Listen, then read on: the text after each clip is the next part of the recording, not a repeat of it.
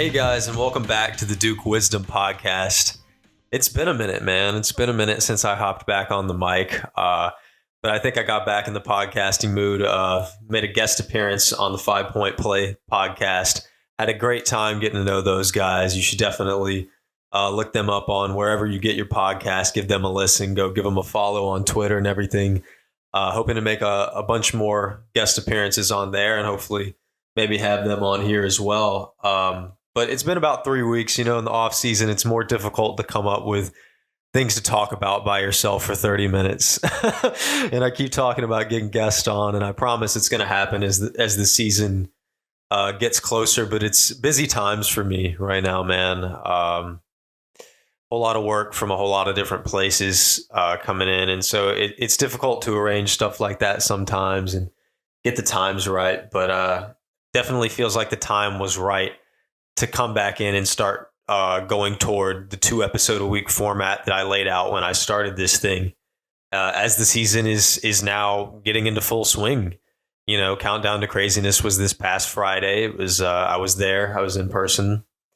And I've been to every single Countdown to Craziness since 2011, so the one preceding the 2011-12 season. So I wasn't at the first two, and then obviously there wasn't a in-person Countdown to Craziness in 2020. So, but, besides those first two, I've been to every single one of them. And I'll give my kind of takes on that. I talked about it on the 5 Point Play podcast as well, but I'll say some more different takeaways that I had from Countdown in this episode. And I definitely want to talk about recruiting. A whole lot of recruiting noise going on for Duke basketball right now. 3 big-time players were present at Countdown to Craziness, and I'm going to talk about those guys as well. And then some more little just odds and ends that have happened in the past little while that I want to get into as well. And I think I'll go ahead and jump into those, actually. And just a few little tiny news bites. Duke got a Woj bomb. Not often the Duke gets a Woj bomb, but they did. John Shire signed a 6-year extension through the 2028-29 season. So the Shire era has increased in its time span, and I think that's a good thing. He showed that he knows how to run this program in year one. Only positive things to say about Shire so far, and excited to see how his career as a head coach progresses here. And this season, I think he has a really big chance to establish a really good team very early in his tenure. So that happened yesterday, or maybe it was today. No, I think it was yesterday. Oh, it might have been today. You lose track of time so much, but let's say I think it was today, and as of the time you're hearing this, it might have been yesterday. But the Associated Press named Kyle Filipowski a preseason first-team All-American, and I talked about this on Twitter. It's ultimately a meaningless title. It doesn't mean anything. But it's always cool to see a Duke guy's name appear on the list, or a guy that you're familiar with. And he's the only non-senior on first teams. That's a pretty big deal. I know the Field of 68 ranked him as the number 2 player in the country, only behind Zach Edey. So some pretty big praise for Filipowski. But another guy that's getting pretty big praise also today, the Bob Cousy Award watch list got released. Tyrese Proctor was listed on that. No shocker there. Jeremy Roach wasn't, so I'm going to assume that they're classifying him as a shooting guard, and he'll appear tomorrow on the Jerry West watch list. If not, then that was a major snub, leaving Jeremy Roach off that list. But speaking of Proctor, I don't want to ruin too much, but 24/7 Sports released NBA Draft Big Board today.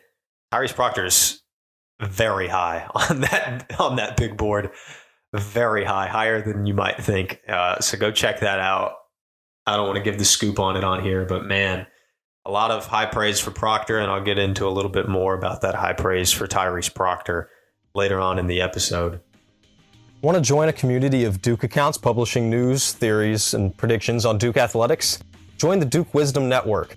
Just go to dukewisdom.org/join network today and fill out the form with your name and social media. Or you can DM at Duke_wisdom on Twitter or Instagram. Become a part of the community of Duke fans publishing their takes today.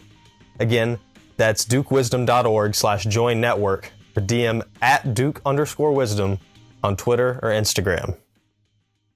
And, one more thing that kind of went down is the AP Top 25 dropped on the 16th, and Duke comes in at number 2. No shocker. Pretty much everybody had Duke 2 with Kansas 1. And I think if you're Duke, that's where you want to be. I mean, preseason rankings don't mean anything, just like the preseason awards don't mean anything. But preseason number 1 has like a curse with it. It's a big target on your back, and historically, they don't win the national championship. Sometimes the number 2 team does, though, and so that's where Duke stands. And I think that's a pretty good position to be in. I'm a member of the student media poll, so I'll actually have a men's and women's college basketball top 25 weekly vote for that. And that's what Thursday's episode, a big part of what Thursday's episode is going to be about, because I'm going to be submitting my my poll by then.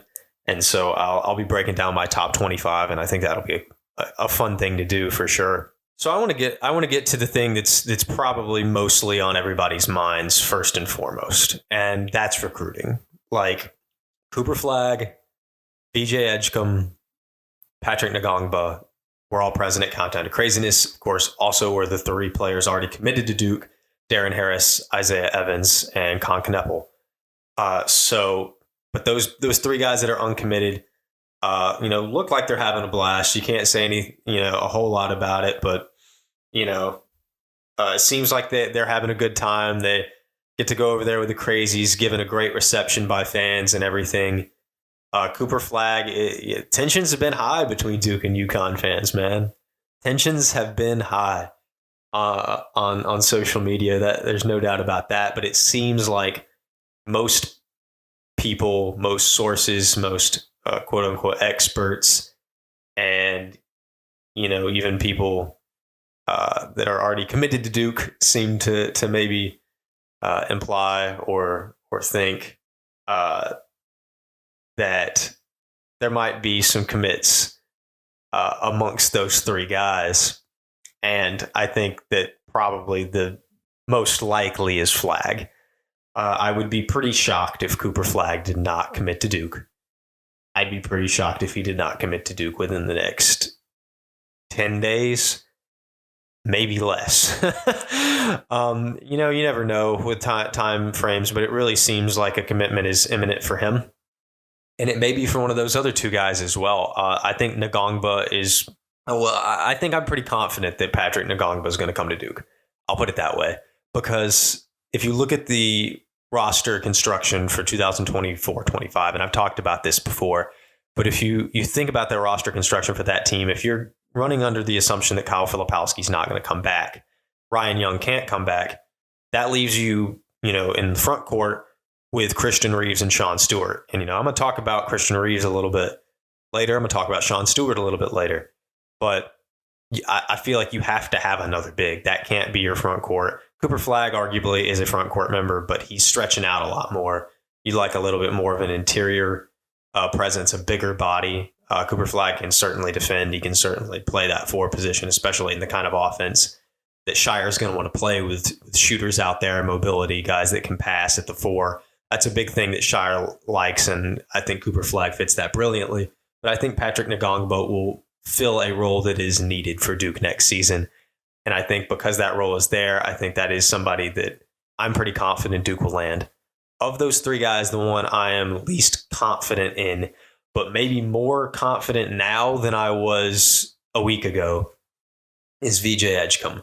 I don't know where Edgecombe's role is, but I mean, he's now the number 6 player, according to 24/7 Sports in the class of 2024. So, he'll command a role. There'll actually be probably a couple of the guys already committed that would fall down the rotation if he were to commit. But I think that Edgecombe has real skill, and I think there's a chance that Duke pulls him in, and I think it's really interesting to think about what happens. I think it's unlikely they get all 3, but I certainly now think it's not impossible. I think they're going to get 2 out of 3, and I think it's going to be Flagg and Ngongba. But, I've been known to eat my words many times. I got on this podcast and said Con Kneppel's not going to be a Blue Devil, and then literally the next day he committed to Duke. And so, if history repeats itself, VJ Edgecombe's going to commit to Duke on Tuesday, like probably an hour after I drop this podcast. But let's go through a hypothetical here. If Duke gets the commitments of all three of these, it's the golden era of Duke recruiting. They've got 6 commits. What has to happen with this current roster to make that happen and make that work? Well, Hubbard's technically taking up a scholarship. So let's say, Spencer Hubbard frees a scholarship, and so will Ryan Young. Neither of them can come back. I think that it's fairly safe to say Jeremy Roach probably won't exercise his graduate year. I say probably because he certainly could, and he's not going to be, commanding NBA draft attention. So it's totally up to him, and it's what he wants to do with his life. He certainly could. But I'm going to err on the side of caution and say Jeremy Roach probably not coming back for year 5. Tyrese Proctor, likewise, I talked about how high he is on the draft board. I really doubt he's coming back. Kyle Filipowski's talked about it. It seems like his intention is probably to be gone after sophomore season. Well, that's 3 guys leaving plus Young and Hubbard. You got to clear 1 more scholarship. Certainly there are a lot of candidates for that. I mean, Jared McCain, Caleb Foster, both listed as first-round picks right now. I am of the opinion that there's no chance that both of them and Tyrese Proctor all go in the first round. There is no way that happens. There's just not enough wealth to go around, especially with Jeremy Roach playing the minutes Jeremy Roach is going to play. Shout out to his countdown performance. Dude was a killer out there. Best player on the floor in that game. But there's no chance that Proctor, McCain, and Foster all go in the first round. One of them's coming back. And it ain't Tyrese Proctor. So it'll be McCain or Foster.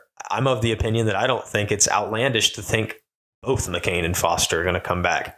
Ultimately, Duke has not recruited heavily recruited point guard replacement. It seems more and more likely that Dylan Harper is kind of out of the equation recruiting-wise for Duke. He's not at Countdown to Craziness. There seems to be no noise about his commitment. The only thing that makes you think that maybe it's still a question is the fact that he hasn't already committed to Rutgers, because, it really feels like he maybe should have already committed to Rutgers at this point. I'm sure that commitment might come soon, but I guess the longer he waits, it could be sort of like is he waiting to see if Foster and McCain both leave? You never know. But certainly one of them at least is coming back. Duke only recruiting Harper in terms of guards, and I don't like their chances at all there. I don't know how involved they still are with Dylan Harper. I'm no insider with John Shire. I couldn't tell you that. But anyway, there's a chance that one of them clears out. Certainly at least one of McCain, Foster, or Mitchell is going to go.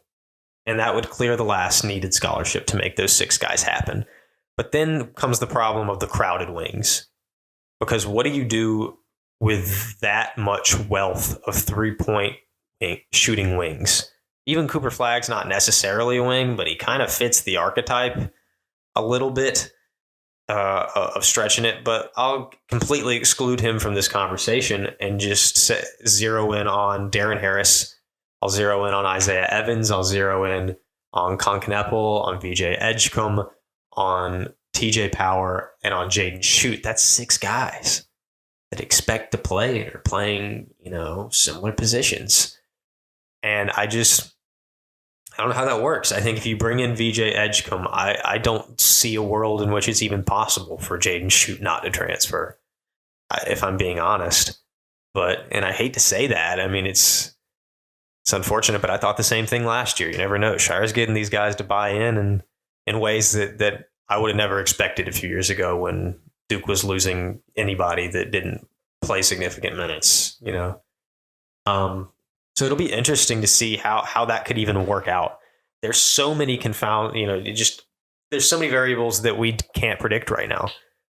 So many guys that we really aren't sure whether they'll stay or go from this year's team. And seeing how that works out with guys that are committed is interesting. And, you never know with commitments either. We saw Mackenzie Mbako and what happened with him decommitting and everything. And, oh, man, he was in the news this weekend, too, allegedly causing a ruckus at the Taco Bell, man. Come on. I'm not going to talk anymore about that. But that at the top, sometimes you need a crunch wrap supreme at 1:30 in the morning, and I get cranky when I don't get it either. Get that Taco Bell either. You know what I'm talking about? So anyway, so it'll be interesting to see if Duke does just go clean slate on those three guys that were at Countdown. What does that look like for guys coming back or going to the NBA draft, guys transferring? What does that mean for the roster construction? I think it'll be really interesting because Shire has built next year's team in a way that is different than this year's team and is different from last year's team, and he's leaned heavy into those wing players.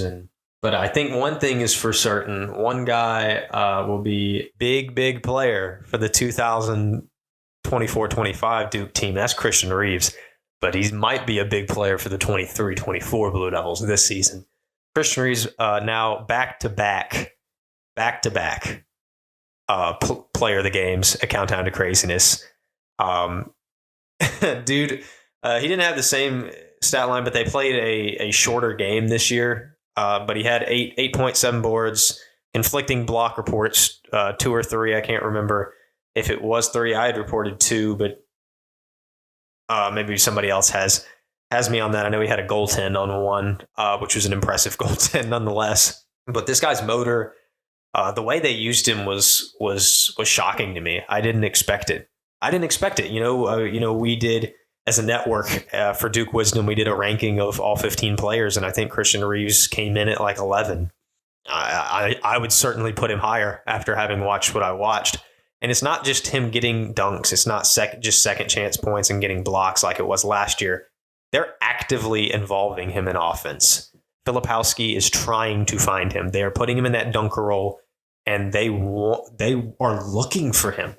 He seems to be an integral part of the offense when he's in the game. And that's what makes me think that his role might be a little more increased. I'll talk a little bit more about like how I think the rotation's gonna shake out. Christian Reeves makes that really interesting. I mean, clearly you've got the 4 guys that are going to play: Roach, Proctor, Mitchell, Filipowski. They're going to start always.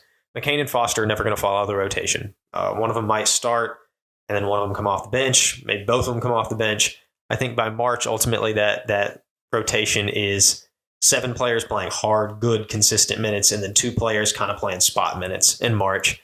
And for me, you've got McCain and Foster, and then probably one of Ryan Young or Christian Reeves. It'll be one of them's going to have to earn it over the other.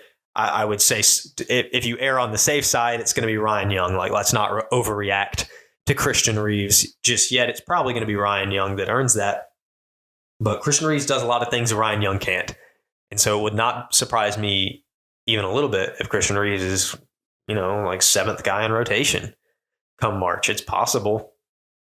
And then, I've got question marks about some other guys, and I'm gonna get into that right now because I want to talk about kind of the power struggle, pun intended on this, the power struggle between the freshmen and the returning bench players. There's a power struggle to be had between TJ Power and Jaden Shute. Jaden Shute got the start at Countdown. TJ Power, I don't think he did. If I'm correct about that, let me backtrack myself real quick. Let me look this up. I think TJ came off the bench. I know Sean Stewart came off the bench for Blue Team. And so that was really interesting to look at, because I wouldn't have guessed that Shute would, really compete all that much with TJ Power for minutes. But it seems like, respect the returner, respect the work that Shute's putting in. It's not a done deal for TJ Power. He's got to earn those minutes. I'm going to say that I still think he'll earn them because he's taller, he's more versatile than Shute is, but there's somewhat of a power struggle. Who's going to earn those minutes? And early in the season, we'll see that battle kind of play out, and we'll also see the battle between Christian Reeves and Sean Stewart.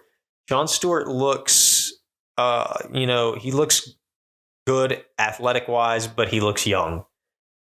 It's just one scrimmage, but you can see kind of the mistakes. You can see the youth in his game. But Christian Reeves looks a lot more polished this year. I think, talent-wise, raw talent-wise, Sean Stewart's the guy, but Christian Reeves looks more polished, and he looks like he can do a job that no one else on this team can do in the dunker spot and is a rim runner, a defender. I think I've always thought and believed that Sean Stewart can do that at a high level, but I think there's going to be a heck of a power struggle between those two guys, without a doubt. I gotta say one thing about Jalen Blakes. I feel bad for Jalen Blakes. I really do, because there's 4 other guards ahead of him in rotation, and I really hate that, man.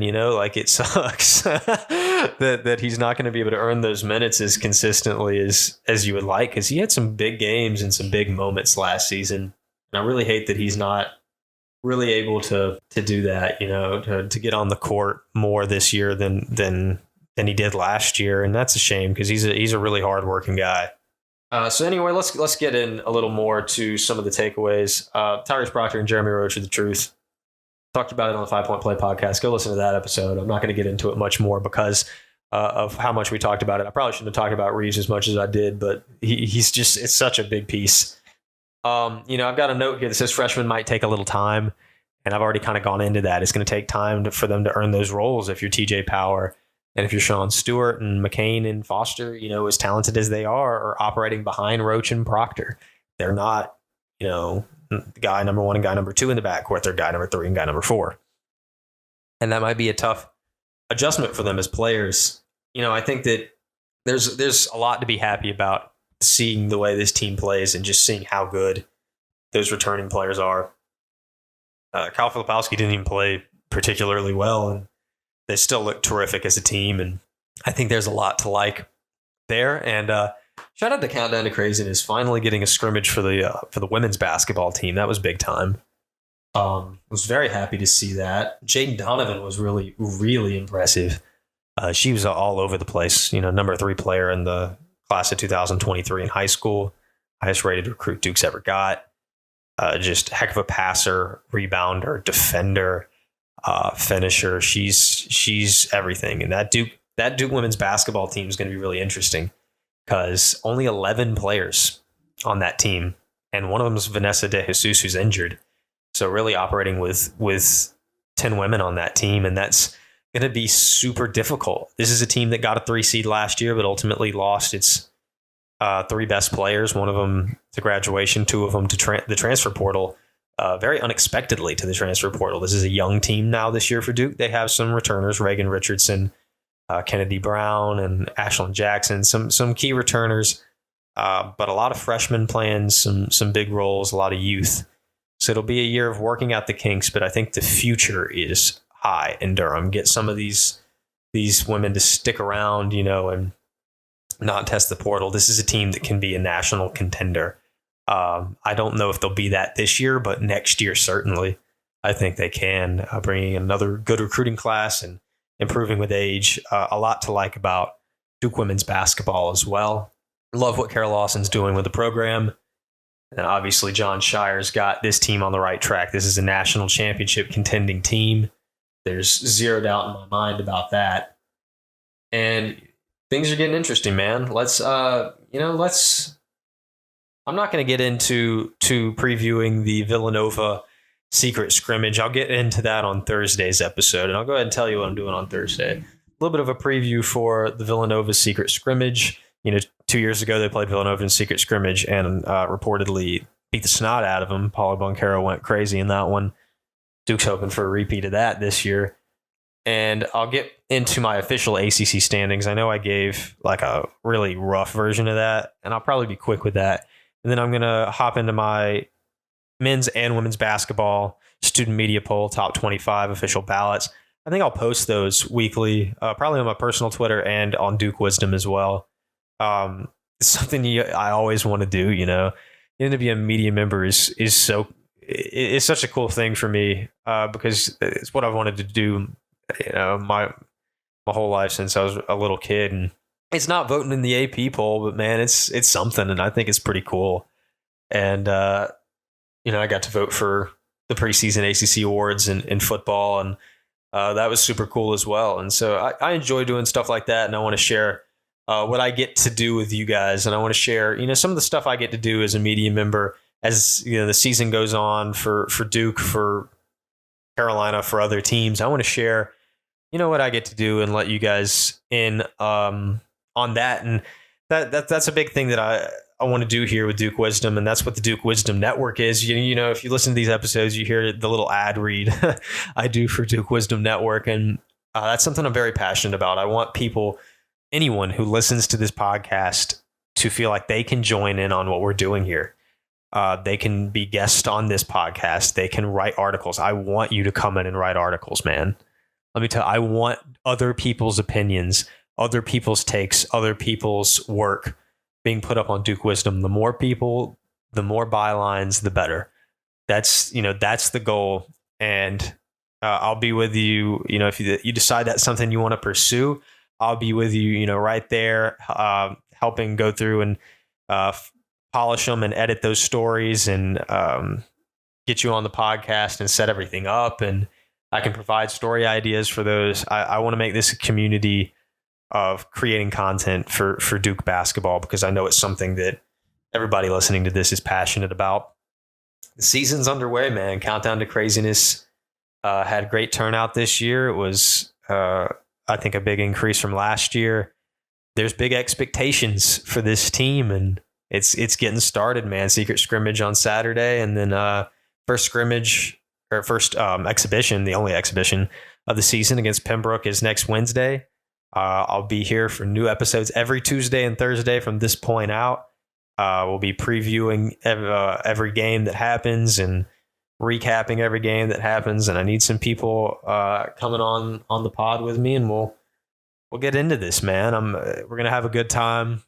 Thanks so much for listening, guys. Make sure you subscribe to the YouTube channel. You follow on Twitter and Instagram and Threads if you're still using that, and make sure you follow the pod on whatever platform you're listening on. And thanks so much for listening, guys, and I'll talk to you Thursday.